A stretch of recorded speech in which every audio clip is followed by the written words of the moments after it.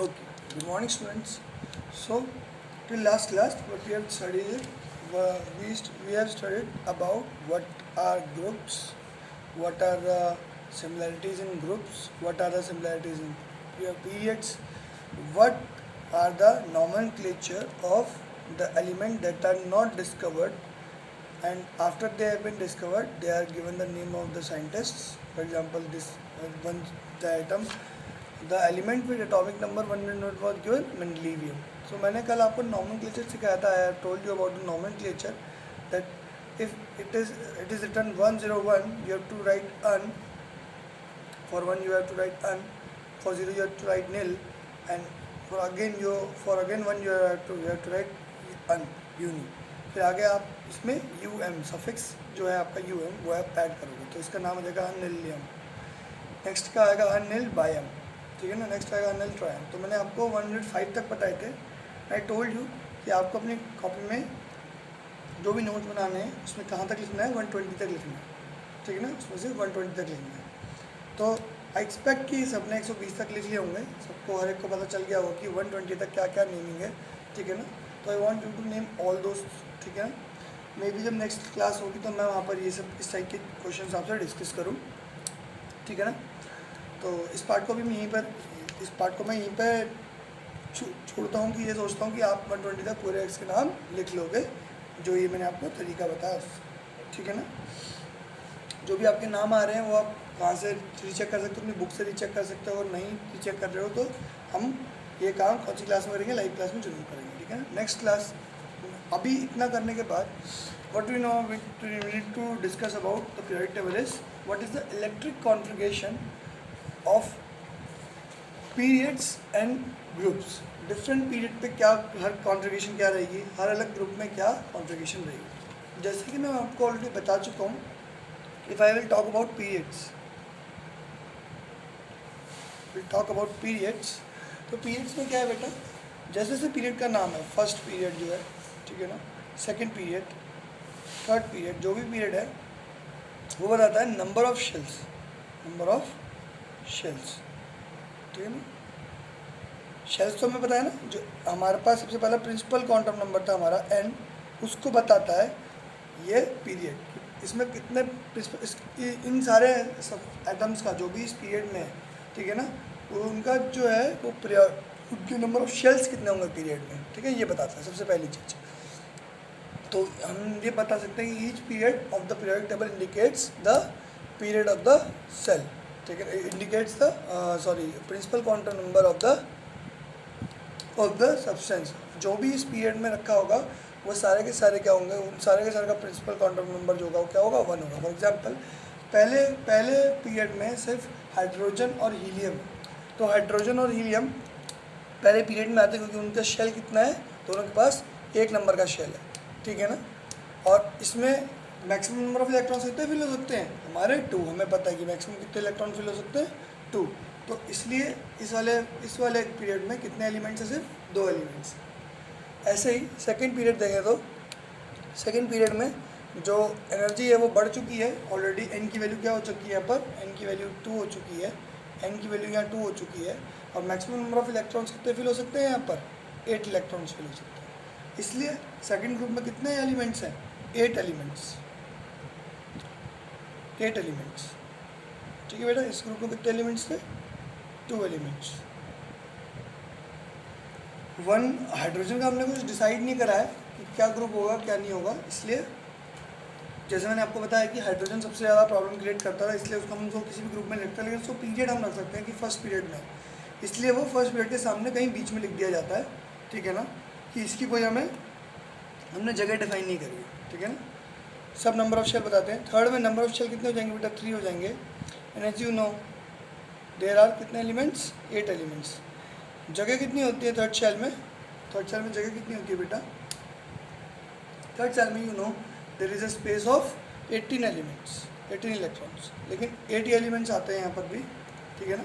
अब देखोगे third period खोलो, उसमें गिनो 1 2 3 4 5 6 7 8, ठीक है ना. Sodium, magnesium, aluminium, silicon, phosphorus, sulphur, chlorine और आर्गन. यहाँ पर सिर्फ कितने एलिमेंट्स आ रहे हैं, 8 एलिमेंट्स। आपने कहा, आप सोच रहे होगे कि 18 इलेक्ट्रॉन्स आ सकते हैं, तो 8 एलिमेंट्स क्यों आ रहे हैं? क्योंकि हमने पहले डिस्कस किया था, इसमें इस शेल में अभी डी ऑर्बिटल को हमने यूज़ नहीं किया है। इन शेल्स में क्या डी ऑर्बिटल को भी फिल करना शुरू नहीं किया है।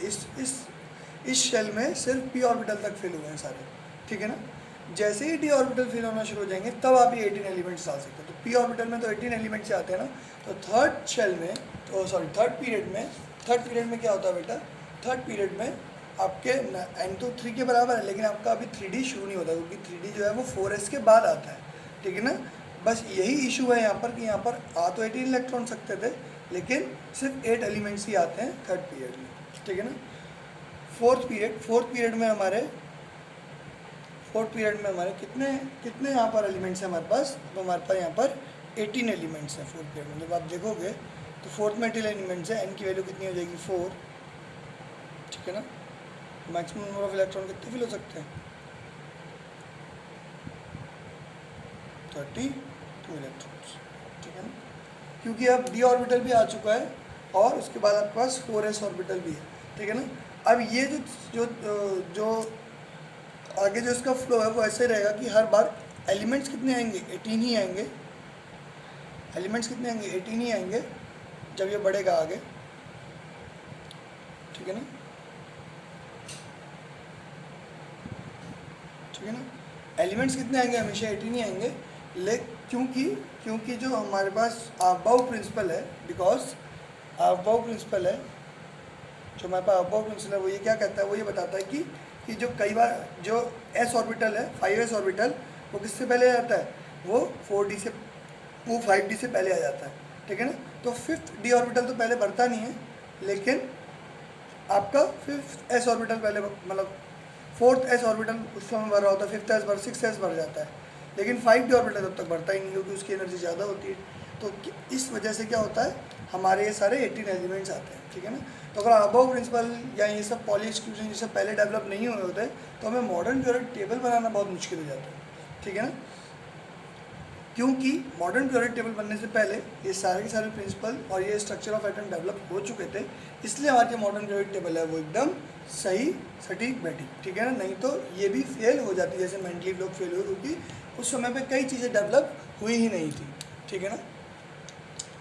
जो फोर्थ पीरियड है उसमें जो बीच में एलिमेंट्स आते हैं, कहाँ से कहाँ तक? ग्रुप नंबर, अगर आप देखोगे ग्रुप नंबर 3 से स्टार्ट हो जाते हैं, थर्ड ग्रुप से, और कहाँ तक? 12th ग्रुप तक जो भी एलिमेंट्स आते हैं उनको क्या कहते हो आप? ट्रांजिशन एलिमेंट कहते हो। क्या बेटा कहते हो? ट्रांजिशन एलिमेंट, क्योंकि इसमें यहाँ पर डी ऑर्बिटल लास्ट में फिल होता है, ठीक है ना। 12th तक डी ऑर्बिटल पूरा फिल हो जाता है, और जहाँ ये 12th में डी ऑर्बिटल फिल होता है, यानी कि टोटल कितने बेटा है यहाँ पर? 9 ही एलिमेंट्स हैं, मतलब डी ऑर्बिटल में आपके 9 इलेक्ट्रॉन्स भर पाते हैं, ठीक है ना। सॉरी 10 इलेक्ट्रॉन्स भर पाते हैं, तो 10 एलिमेंट्स हो गए टोटल ये। तो 10 एलिमेंट्स देखो आप, 10 एलिमेंट्स है, क्योंकि थर्ड को भी गिनोगे ना, 10 एलिमेंट्स आते हैं यहाँ पर, जो कि आपके डी ट्रांजिशन एलिमेंट कहलाते हैं। ऐसे ही फिफ्थ पीरियड में n = 5 होगा, यहाँ भी एलिमेंट 18 है, ठीक है ना। सिक्स में n = 6 हो जाएगा, यहाँ भी एलिमेंट कितने बेटा? 18 है। और उसके बाद सेवन्थ में भी n = 7 के एल्शियम एलिमेंट्स आएंगे। बीच में आपने देखा होगा एक जगह एक्टिनॉइड और लेंथेनॉइड लिखा हुआ है। जो एक्टिनॉइड और लेंथेनॉइड लिखा हुआ है वहाँ पर, ठीक है ना, जैसे जो कौन से पीरियड में है, जो कि आपके 6th पीरियड में क्या है? लेंथेनॉइड है, और 7th पीरियड में आप देखोगे वहाँ पर एक्टिनॉइड है। यहाँ पर लेंथेनॉइड्स है, ठीक है ना, और यहाँ पर क्या है बेटा? एक्टिनॉइड्स। यहाँ पर एक्टिनॉइड्स। जो लेंथेनॉइड्स और एक्टिनॉइड्स हैं, क्योंकि वो क्या है बेटा? वो एफ ऑर्बिटल एलिमेंट्स हैं, उनको डी ऑर्बिटल के अंदर नहीं रख सकते थे, इसलिए क्या किया? उनको टेबल में अलग रख दिया। दूसरी बात, उनको अलग इसलिए रखा गया है क्योंकि जो उनकी प्रॉपर्टीज़ हैं, जब उनको हम इन पीरियड लगा रहे थे, सब ग्रुप्स में लगा रहे थे, तो प्रॉपर्टीज़ मैच नहीं हो रही थी ग्रुप वाइज, ठीक है ना। इसलिए क्या किया गया? उनको टेबल से अलग कर दिया गया, ठीक है ना। क्योंकि हमें एफ ऑर्बिटल के बारे में पता था, इसलिए हम इजीली अलग कर पाए, नहीं तो हम उसको इजीली अलग नहीं कर पाते, ठीक है ना। तो देर आर 14 एलिमेंट्स देखो, जगह तो 10 एलिमेंट्स की थी, लेकिन एफ ऑर्बिटल में कितने भर सकते हैं इलेक्ट्रॉन्स? 14 भर सकते हैं। तो 14 उनको ग्रुप्स चाहिए थे, जो कि 14 ग्रुप्स लगाने पे वो पी ऑर्बिटल को भी बाइफरकेट कर देता, इसलिए इनको हमने क्या किया, इसको इन्होंने पीरियोडिक टेबल से अलग लिखा है, लेंथेनॉइड और एसेंडॉइड। ठीक है ना। ये सारे के सारे एलिमेंट कैसे रहते हैं, एब्लॉग एलिमेंट जो होते हैं ज़्यादातर रेडियो एक्टिव नेचर के होते हैं। कैसे होते हैं बेटा, रेडियो एक्टिव नेचर के होते हैं। ठीक है ना। तो ऑर्बिटल कौन कौन से भरेंगे हम इसमें बात करेंगे। ऑर्बिटल कौन कौन से बनेंगे, देखो यहाँ पर ऑर्बिटल भरेगा 1s। ठीक है ना। यहाँ पर कौन सा भरेगा 2s 2p। आउटर मोस्ट की बात कर रहा हूँ। ठीक है ना। आउटर मोस्ट ऑर्बिटल जो भी भरेंगे वो मैं लिख दे रहा हूँ। ठीक है ना। आउटर मोस्ट ऑर्बिटल यहाँ भरेगा 3s और 3p। यहाँ पर आउटर मोस्ट ऑर्बिटल भरने वाला है 4s 3d 4p, ऐसे भरेगा ये। ठीक है ना। अबाव प्रिंसिपल का बारे में बताओ आपको। अबाव प्रिंसिपल में हमने पढ़ा था कि ये इस फॉर्मेट में भरते हैं। उसके बाद यहाँ पर भरेगा 5s 4d 5p। अब यहाँ पर से एफ ब्लॉक भी आ जाएगा, तो 5s 4f 5d sorry 6s 4f 5d 6। और नेक्स्ट 7th में क्या आएगा 7s 5f 6d 7। This is how your outermost shell have number, outermost shell has the configuration। जैसे जैसे outermost shell की कॉन्फ़िगरेशन जो होगी वो क्या होगी, ये होगी। मैंने हर एक पीरियड की आगे की लिख दी है। ठीक है ना। जैसे 2 एलिमेंट बताए थे मैंने, यहाँ पर दो इलेक्ट्रॉन्स भर सकते हैं, 8 भर सकते हैं, 18 भर सकते हैं। नेक्स्ट वाले में भी यहाँ पर 18 ही भर सकते हैं, क्योंकि आपको पता है, क्योंकि हमने यहाँ पर अभी तक हमारा पर क्या नहीं आया, 4th में एफ ऑर्बिटल आ जाना चाहिए, लेकिन एफ ऑर्बिटल आया नहीं। ठीक है ना। इसीलिए यहाँ हर दोनों जगह 18 भरते हैं। नेक्स्ट में दोनों जगह क्या भरेंगे 32 एलिमेंट्स भरेंगे। 30 यहाँ पर भी 8 इलेक्ट्रॉन। ठीक है ना। तो ऑर्डर लिखेंगे 2 8 8 18 18 32 32। ठीक है ना। 32 32। ठीक है ना। तो इन दोनों में 8 8 भर देते हैं, उसके बाद 18 18, फिर उसके बाद 32 32 आपके क्या आ जाएंगे। यहाँ पर 32 एलिमेंट्स होते हैं, क्योंकि जो एस्टेनॉइड्स और लेंथेनॉइड्स हैं उनको भी हमने इसी के अंदर गिना है। तो 18 + 14 कितना हो गया आपका 32 32 एलिमेंट्स मानते हैं हम लोग 6th और 7th पीरियड में। ठीक है ना। तो ये तो था आपका पीरियड का केस, कि जो भी आपके मॉडर्न पीरियड टेबल है उसमें पीरियड की क्या इलेक्ट्रॉनिक कॉन्फ़िगरेशन रहती है। अब हम बात करेंगे ग्रुप्स की। इसकी बात करेंगे ग्रुप्स की। अब ग्रुप कैसे हैं, ग्रुप आपके पास टोटल कितने 18 ग्रुप्स हैं। ठीक है ना। जिसमें से फर्स्ट 2 ग्रुप्स जो हैं वो हमने क्या बांटे हैं, फर्स्ट 2 ग्रुप्स हमने अल्कली अर्थ मेटल्स को बांट रखे हैं, यानी कि एस ऑर्बिटल को बांटे। पहले 2 ग्रुप हमने किसको बांटे हैं, एस ऑर्बिटल को बांटे।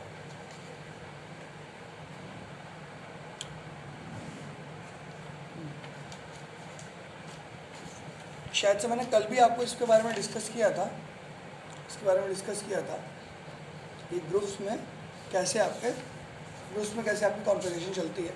तो आपको एक कॉन्फ़िगरेशन दिख जाएगी तो आप सारी कॉन्फ़िगरेशन समझ जाओगे। तो आपको बस तो ऊपर वाले एलिमेंट की लास्ट कॉन्फ़िगरेशन देखनी है। ठीक है ना। बाकी आप पीरियड्स में तो आके आपको 1 2 3 4 अपना प्रिंसिपल काउंटर नंबर तो बढ़ाना ही पड़ेगा। ठीक है ना। तो ग्रुप 1 की बात करूँ तो लास्ट में क्या होता है S1, मतलब S का 1 S में एक इलेक्ट्रॉन होता है। तो 1s 1 2s 1 3s 1 4s 1 ये सब चलेगा आपका आउटरमोस्ट शेल में। ठीक है ना। सेकेंड ग्रुप में आपका क्या होता है SAS2 होता है।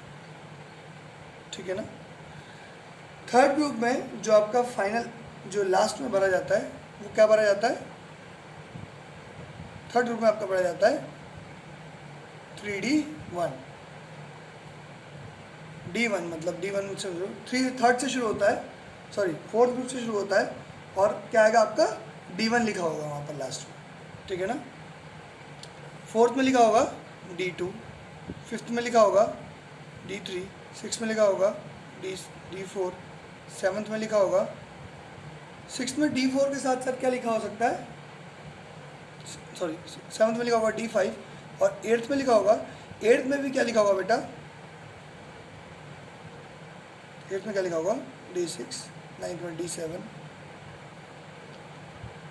10th D8, 11th D9, 12th D10।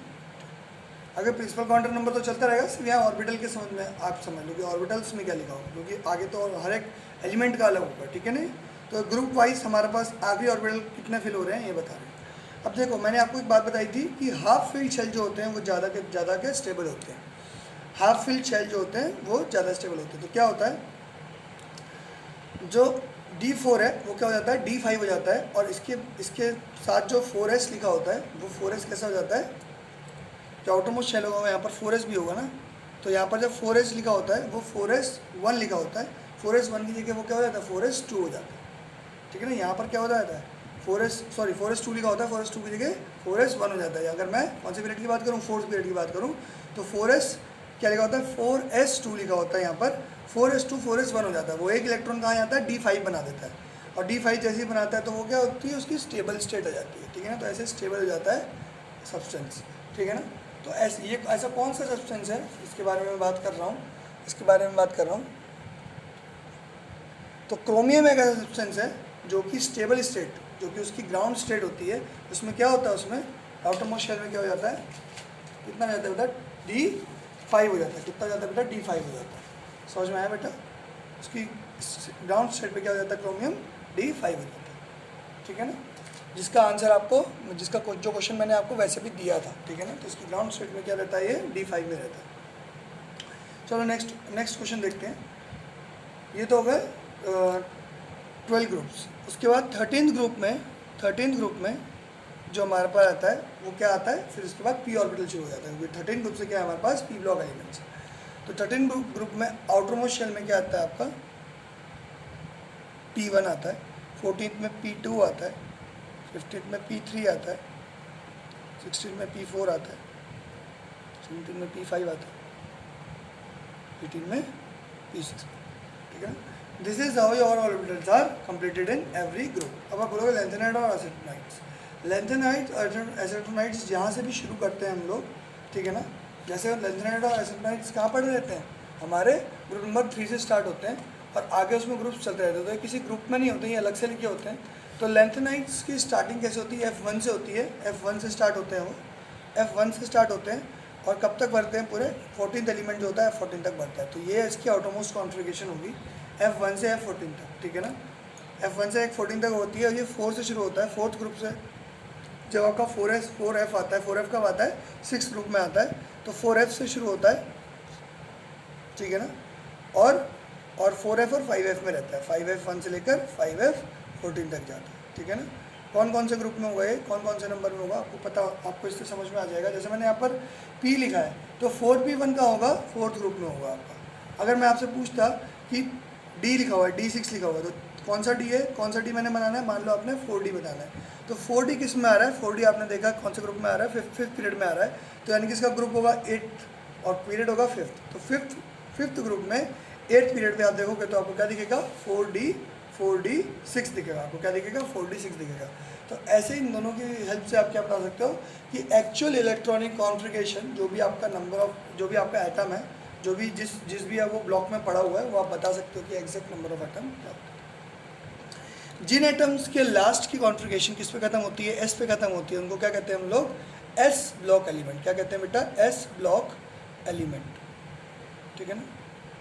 जिन एटम्स की लास्ट की कॉन्फ़िगरेशन D पे खत्म होती है, उनको क्या कहते हैं बेटा, D ब्लॉक एलिमेंट्स। जिन बी ग्रुप्स में लास्ट में जो कॉन्फ़िगरेशन है वो कहाँ खत्म हो रही है, P पे खत्म हो रही है, उसको कहते हैं P ब्लॉक एलिमेंट्स। और जहाँ पर F में खत्म हो रही है, लेंथेनाइड और एसिटोनाइड्स, उसको कहते हैं हम F ब्लॉक एलिमेंट्स। क्या कहते हैं बेटा, F ब्लॉक एलिमेंट्स, ठीक है ना। तो ये बात तो आपको समझ में आ गई कि कौन से जो एलिमेंट्स है वो कहाँ कौन से ब्लॉक्स के हैं, ठीक है ना, कौन से एलिमेंट्स कौन से ब्लॉक्स के, ठीक है ना। तो समझ में आ रहा है। तो एस ब्लॉक एलिमेंट सिर्फ दो ही ग्रुप्स में होंगे, फर्स्ट और सेकंड, क्योंकि एस में कितने इलेक्ट्रॉन्स भर सकते हो आप, 2 भर सकते हो। पी ब्लॉक में कितने ग्रुप्स होंगे आपके पास, पी ब्लॉक में आपके पास 6 ग्रुप होंगे, क्योंकि उसमें 6 इलेक्ट्रॉन भर सकते हो। इसमें कितने ग्रुप्स होंगे, इसमें आपके पास 10 ग्रुप्स होंगे, क्योंकि इसमें आप 10 इलेक्ट्रॉन भर सकते हो। और एफ में कितने ग्रुप्स होंगे, एफ में 14 ग्रुप्स होंगे, क्योंकि उसमें 14 इलेक्ट्रॉन भर सकते हो। कितने इलेक्ट्रॉन्स भर सकते हो ये मैंने आपको ऑलरेडी कब बताया था, जब मैं आपको स्ट्रक्चर ऑफ एटम पढ़ा रहा था। उसमें मैंने आपको बताया था कि कौन सा ऑर्बिटल कितने इलेक्ट्रॉन्स भर ले सकता है। जैसे एस के पास एक ही ऑर्बिटल शेल होता है, ठीक है ना, उसके पास एम की वैल्यू एक ही होती है 0, ठीक है ना। पी ब्लॉक के पास 3 ऑर्बिटल शेल्स होते हैं, 3 ऑर्बिटेशंस होती हैं, तो इस पर नंबर क्या होता है इनका 0, -1, 0, 1 होता है। ऐसे ही डी ब्लॉक के पास कितने होते हैं बेटा, 5 होते हैं। डी ब्लॉक के पास ऐसे 5 होते हैं, -2, -1, 0, 1, 2 इसके नंबर होता है। और एफ ब्लॉक के पास कितने होते हैं बेटा, एफ ब्लॉक के पास कितने होते हैं बेटा, 7 होते हैं। एफ ब्लॉक के पास 7 होते हैं, ठीक है ना। कहाँ से शुरू होते हैं, -3, -2, -1, 0, 1, 3, ठीक है ना, ये होते हैं। क्यों ये ऐसे कैसे आते हैं, ये मैंने आपको बताया था कि इसमें कितने होता है, इसमें एम की वैल्यू कहाँ से जाती है, एम की वैल्यू -L से लेकर +L तक जाती है। क्योंकि f की वैल्यू क्या होती है, 3 होती है, इसकी d की वैल्यू 2 होती है, और p की वैल्यू 1 होती है, और s की वैल्यू 0 होती है। तो 0 में तो 0 से 0 तक ही जाएगा, 1 में -1 से -1 तक जाएगा, तो 3 एलिमेंट्स आए, 3 आपके पास जगह हैं। -2 से 1 जाएगा तो 5 जगह जाएंगी, -3 से 3 जाएगा तो कितनी जाएगी, 7 जगह आएंगी।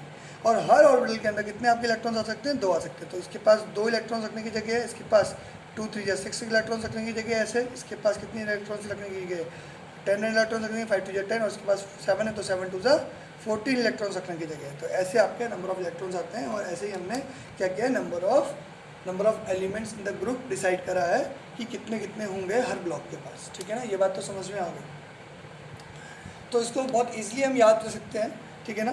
तो इस ब्लॉक के ग्रुप्स को, पहले ग्रुप को क्या कहते हैं हम लोग, पहले ग्रुप को देखते हैं। मैं एक एक करके ग्रुप के बारे में बताता हूँ, ठीक है ना।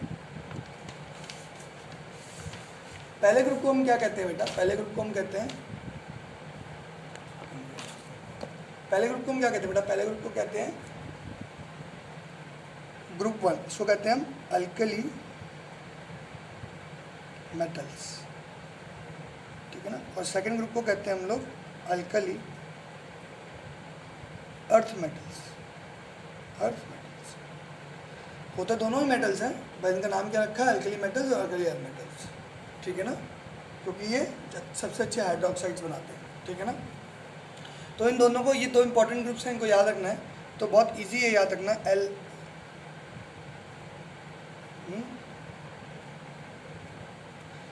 देखो हम तो याद करते थे इनके स्लैंग्स बना के, ठीक है ना। मैंने तो जब भी याद करे थे स्लैंग्स बना के याद किए, तभी मेरे को याद है, ठीक है ना। तो मैंने याद किया था लीना की रूबी से फरियाद, ठीक है ना, लीना की, ठीक है ना, लीना की रूबी से फरियाद। आपको लिखना है, आप लिख लो आगे अपने कॉपी में लिख लो, याद करने के लिए पेंसिल से लिख लो, कैसे भी लिखना लिख लो, ठीक है ना। इससे क्या होगा, आपको लर्न हो जाएगा। तो स्लैंग्स आपके बहुत काम आएंगे पूरी केमिस्ट्री में, ठीक है ना। पूरी केमिस्ट्री में स्लैंग्स बहुत काम आएंगे। तो आप स्लैंग्स से अगर याद करोगे तो आपको याद करना भी इजी रहेगा, और आप भूलोगे भी नहीं। तो आप लिख लो यहाँ पर लीना की रूबी से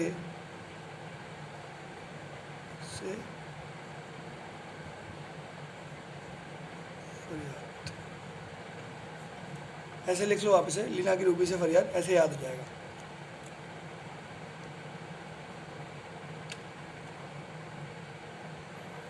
जी का से,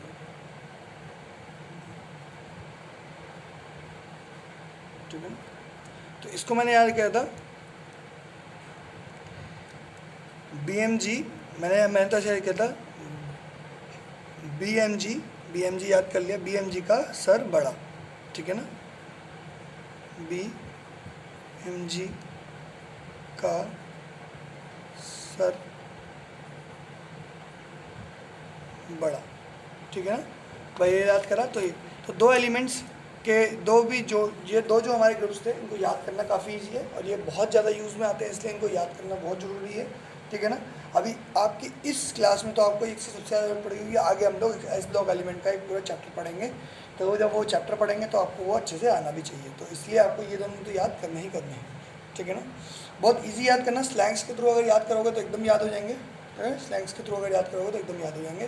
तो इनको कहते हैं अल्कली मेटल्स, इनको कहते हैं अल्कली अर्थ मेटल्स। इनकी वैलेंसी 1, इनकी वैलेंसी 2, आउटरमोस्ट कॉन्फ़िगरेशन S1, इनकी आउटरमोस्ट कॉन्फ़िगरेशन S2, ठीक है ना। तो यही है। तो general outermost configuration of the shell of the S block elements are NS 1 और 2, where n is start from 2 to 7, ठीक है ना। यहाँ पर क्या होता है, 2 से 7 तक आपके एन हो सकते हैं, ठीक है ना। नेक्स्ट क्या है बेटा आपका, सेकंड से शुरू क्यों करा, क्योंकि यहाँ पर फर्स्ट पीरियड होगा उसमें क्या होगा, आपका जो फर्स्ट पीरियड है उसमें आपको ये नहीं पता है कि हाइड्रोजन है या नहीं है, क्योंकि हाइड्रोजन नहीं है इसलिए हम फर्स्ट वाले को गिनते ही नहीं है, ऊपर फर्स्ट वाले को हम देखते ही नहीं, ठीक है ना। स्टार्ट हम LI से ही करते हैं, ठीक है ना, ठीक है ना। तो दीज आर द 2 ग्रुप्स। इसके जनरल कैरेक्टरिस्टिक्स दिखेंगे जनरल कैरेक्टरिस्टिक्स, इतना ही देखेंगे आज, एस ब्लॉक के बारे में पढ़ेंगे, ठीक है ना। सबसे पहला जो है, पहला कैरेक्टरिस्टिक क्या है बेटा, सबसे पहला कैरेक्टरिस्टिक ये है कि ये ज़्यादातर कैसे होते हैं बेटा, सॉफ्ट होते हैं। कैसे होते हैं बेटा, सॉफ्ट होते हैं, ठीक है ना। सबसे पहला जो पॉइंट है इनका, कैसे होते हैं बेटा, ये दीज आर सॉफ्ट, ठीक है ना। पहला कैरेक्टरिस्टिक्स क्या है इनका, कि they are soft with low melting points, low melting and boiling point. हमने देखा था ज़्यादातर मेटल्स का बॉइलिंग पॉइंट और मेल्टिंग पॉइंट हाई होता है, लेकिन जब हम इन मेटल्स की बात करते हैं, जब इन 2 मेटल्स की बात करते हैं जो एस ब्लॉक में रहते हैं, उनका क्या रहता है, मेल्टिंग पॉइंट और बॉइलिंग पॉइंट जो रहता है वो कैसे रहता है बेटा, कम रहता है, ठीक है ना, बहुत कम होता है। तो पहली प्रॉपर्टी तो उनकी ये होगी कि ये सॉफ्ट होते हैं, पहली बात, हार्ड नहीं होते हैं बहुत, और इनका मेल्टिंग और बॉइलिंग पॉइंट कम होता है। फॉर एग्जांपल आप सोडियम को देख लो, सोडियम अगर आप हाथ में रखोगे तो वो पिघलना शुरू हो जाएगा, उसका इतना कम होता है बॉइलिंग पॉइंट, और एकदम सॉफ्ट होता है, आप उसे चाकू से काटोगे तो अलग से ऐसे कट जाएगा ब्रेड के स्लाइस की तरह, ठीक है ना। सेकेंड आपकी प्रॉपर्टी है, इनकी एनर्जी एंथैल्पी जो होती है बहुत कम होती है। जैसे कि आप जानते हो कि दे आर हाईली रिएक्टिव। कैसे होते हैं, हाईली रिएक्टिव। एकदम आप सोडियम को रखोगे तो एकदम से रिएक्ट कर जाएगा, पोटेशियम को रखोगे तो हवा में एकदम से रिएक्ट कर जाएगा, ठीक है ना। हाईली रिएक्टिव होते हैं, हाईली रिएक्टिव, हाईली रिएक्टिव होते हैं क्योंकि इनकी आयनाइजेशन एंथैल्पी, आयोनाइजेशन एंथैल्पी, इसको किससे डिनोट करते हैं, डेल्टा आयनाइजेशन H, ऐसे डिनोट करते हैं। ये क्या होती है, लो होती है। क्यों लो होती है, इसको आयनाइज करने के लिए हमें कुछ करना पड़ेगा क्या, सोडियम रेडिली अपना एक इलेक्ट्रॉन छोड़ देता है और Na+ बना देता है, ठीक है ना। पोटेशियम रेडिली अपना इलेक्ट्रॉन छोड़ के K+ बनाने की कोशिश करता है, और रिपीडियम, सीजियम, फ्रेंशियम तो इतने ज़्यादा रिएक्टिव होते हैं कि आप इनको क्या कहते हैं, जनरल नॉर्मल कंडीशंस में कभी पा ही नहीं सकते, मतलब आपको मिलेंगे ही नहीं, ये सीधे एकदम से रिएक्ट कर जाते हैं, ठीक है ना। तो इसीलिए आप इसको नॉर्मली आप देख भी नहीं पाते हो इनको, क्योंकि मतलब ये आपको एज अ फ्री स्टेट में दिखते भी नहीं है, क्योंकि ये एकदम से रिएक्ट कर जाते हैं। तो ये रेडली क्या, क्योंकि इसके आउटर मोस्ट इलेक्ट्रॉन पे इतने ज़्यादा स्क्रीनिंग हो रही होती है, इतनी ज़्यादा इसको रिपल्शन मिलता है अंदर वाले इलेक्ट्रॉन से, कि ये रेडली उस इलेक्ट्रॉन को छोड़ के क्या करता है, Na पॉजिटिव या K पॉजिटिव बनाने की कोशिश करता है। इसीलिए इसकी आयनाइजेशन एंथैल्पी क्या होती है, बहुत ही कम होती है। और ये कैसे होते हैं बेटा, हाईली रिएक्टिव और हाईली इलेक्ट्रो पॉजिटिव, ठीक है ना। तो आयनिक कंपाउंड्स बनाने में ये हमेशा आगे रहते हैं। They form ionic compounds, ionic compounds जो हैं वो ज़्यादातर ये मेटल से बनाते हैं, ठीक है ना। तो इस ग्रुप के एलिमेंट्स कैसे बनाएंगे, आयनिक कंपाउंड्स, क्योंकि अपने आउटर मोस्ट वैलेंस इलेक्ट्रॉन को लूज़ करने का काम ये इजीली करते हैं, ठीक है ना। ये यानी को easily lose outermost shell electrons, outermost shell के इलेक्ट्रॉन्स को इजीली लूज करके ये क्या करते हैं, आयनिक कंपाउंड्स बना लेते हैं, खुशी खुद को क्या करने के लिए, स्टेबल बनाने के लिए। तो हम हमेशा स्टेबिलिटी की बात करते हैं, तो स्टेबिलिटी के लिए क्या करते हैं लोग, आयनिक कंपाउंड बना लेते हैं, ठीक है ना। तो इनकी वैलेंसी क्या रहती है, +1, और इनकी वैलेंसी क्या हो जाती है, +2, क्योंकि 1 इलेक्ट्रॉन छोड़ सकते हैं, ये 2 इलेक्ट्रॉन छोड़ सकते हैं, ठीक है ना। नेक्स्ट इज इनका करेक्टर कैसे रहता है, दे हैव मेटेलिक करेक्टर, मतलब है तो होते हैं सब क्या है, मेटेलिक ही होते हैं, ठीक है ना। क्योंकि मेटल्स की क्या खासियत होती है कि वो इलेक्ट्रॉन्स रिलीज करते हैं, ठीक है ना, उनकी रिएक्टिविटी अच्छी हाई होती है, ठीक है ना। तो जैसे जैसे ऊपर से नीचे बढ़ते हैं हमारी रिएक्टिविटी और बढ़ती जाती है, मतलब सोडियम की रिएक्टिविटी, पोटेशियम की रिएक्टिविटी सोडियम से ज़्यादा होती है, रिएक्टिविटी सीरीज में देखा होगा।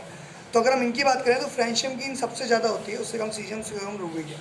तो ये फ्रेंशियम, सीजियम और रुबिडियम जो है वो हमें एक ऐसे फ्री स्टेट में मिलते ही नहीं, जैसे मैंने आपको बताया, क्योंकि ये बहुत ज़्यादा रिएक्टिव होते हैं, बहुत ईजिली इलेक्ट्रॉन को लूज़ करने जाते हैं, क्योंकि इनके जो आउटरमोस्ट शेल के जो इलेक्ट्रॉन है उस पर कितनी है, उसकी स्क्रीनिंग बहुत ही ज़्यादा है। आप देखोगे यहाँ पर शेल कौन सा आ गया, first second third fourth second third fourth fifth, यहाँ फिफ्थ शेल आ गया। पाँचवें शेल के मतलब यानी कि अंदर 4 शेल ऑलरेडी पूरे फिल हो चुके हैं, जिसमें सिर्फ इलेक्ट्रॉन्स है जो कि इसको रिपेल कर रहे होंगे। जो फिफ्थ बाहर इलेक्ट्रॉन होगा, फिफ्थ शेल में जो इलेक्ट्रॉन होगा, सिंगल इलेक्ट्रॉन जो होगा उस पर इतना रिपल्शन होगा इतने सारे इलेक्ट्रॉन्स का। बाकी जो अंदर के 32 35 40 50 एलिमेंट्स इलेक्ट्रॉन्स हैं उनका इतना रिपल्शन होगा कि वो एकदम से रेडली उसको छोड़ने के लिए तैयार होता है कि भाई तू जा यहाँ से, मेरे को स्टेबल होना है, ठीक है ना, मेरे को इलेक्ट्रॉनिक कॉन्फ़िगरेशन अपनी एक्टेट में बनानी है, ऐसे बोलते हैं, ठीक है ना। नेक्स्ट प्रॉपर्टीज, ये तो थी जनरल प्रॉपर्टीज सबकी, ठीक है ना, ठीक है ना। तो इसमें एक एक्सेप्शन होता है आपके पास। क्या एक्सेप्शन होता है कि आपका बेरिलियम, जो बेरिलियम होता है, इसमें बेरिलियम होता है, वो कैसा होता है बेटा, पहला एक्सेप्शन देख लेते हैं। एक्सेप्शन तो बेटा हर जगह मिलेंगे, ठीक है ना। तो बेरिलियम जो है वो आयनिक प्रीडोमिनेंट, बेरिलियम जो होता है वो ज़्यादातर पहले से ही आयनिक नेचर में ही आपको मिलता है। आपको बेरिलियम कभी भी ऐसे फ्री स्टेट में नहीं मिलेगा, जबकि ऊपर वाले एलिमेंट्स जो हमारे फ्री स्टेट में मिलते हैं, कैल्शियम मैग्नीशियम तो फ्री स्टेट में मिलता है, लेकिन बेरिलियम हमें नहीं मिलता है। बेरिलियम ऐसा क्यों शो करता है, ये थोड़ा सा इसका नेचर अलग है, इस वजह से ऐसा शो करता है। ज़्यादातर मेटल्स सिर्फ बेरिलियम और मैग्नीशियम को छोड़ के यहाँ पर क्या करते हैं, कैसी फ्लेम देते हैं, कलर वाली फ्लेम देते हैं। कहते हैं कैसी देते हैं, इनकी खासियत क्या होती है, जब भी इनको we burn with colourful flame. कैसी बेटा, कलरफुल फ्लेम। एक कलरफुल फ्लेम के साथ ये बर्न होते हैं, जितने भी बर्न करोगे आप। लेकिन सिर्फ इन दोनों को छोड़ के क्या, इसकी कैसी फ्लेम होती है बेटा, वाइट कलर की फ्लेम आती है। तो कलरफुल नहीं होती क्योंकि वाइट कलर की होती है, इसलिए हम लोग क्या कहते हैं, मैग्नीशियम की जो फ्लेम है वो कलरफुल। मतलब मैग्नीशियम और बेरिलियम ऐसे हैं, जो एक्सेप्शन है वो कौन सा, बेरिलियम और मैग्नीशियम है। बेरिलियम और मैग्नीशियम है जो कि आपकी कलरफुल फ्लेम नहीं देते, बाकी सब कलरफुल देते हैं।